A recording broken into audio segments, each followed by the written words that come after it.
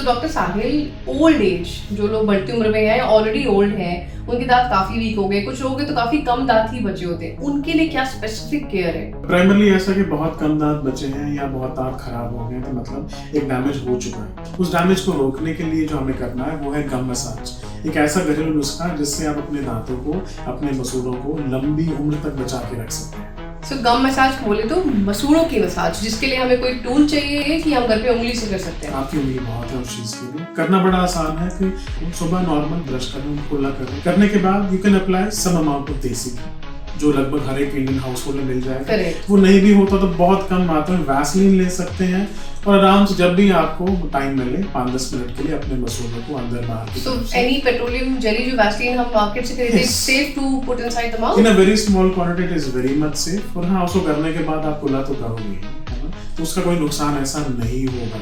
एक और बड़ी इंटरेस्टिंग बात मैं आपको बताता हूँ कि ऐसा भी देखा गया है कि मसूड़ों की मसाज से एक स्ट्रेस बस्टर जैसा भी फील होता है, आपको एक बहुत रिलैक्सेशन भी महसूस होता है।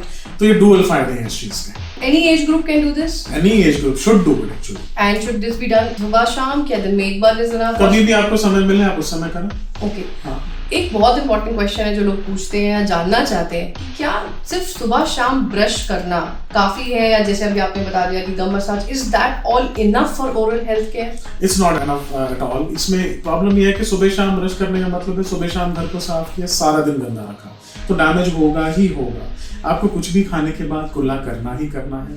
फ्लॉस करना बहुत इंपॉर्टेंट है। थ्रेड फ्लॉस नहीं कर पाते तो वाटर फ्लॉसिंग कीजिए। इसके अलावा एक हेल्दी डाइट जिसमें सैलड्स और फ्रूट्स की मात्रा ठीक ठाक हो, और हाइड्रेशन, पानी की मात्रा को भी मेंटेन करना बहुत जरूरी है। ये सब ही करेंगे तभी आप एक अच्छी हैप्पी हेल्दी स्माइल को मेंटेन कर पाएंगे। It's a very new thing for lot of people. I am sure बहुत लोगों को अंदाजा भी नहीं होगा कि हमारी डाइट हमारे दांतों में कोई रोल प्ले करती है। क्या आप थोड़ा सा इसको एक्सप्लेन करेंगे? और डाइट हमारे दांतों में क्या, डाइट हमारे पूरे शरीर के लिए जब बहुत अच्छा है तो दांतों के लिए क्यों नहीं।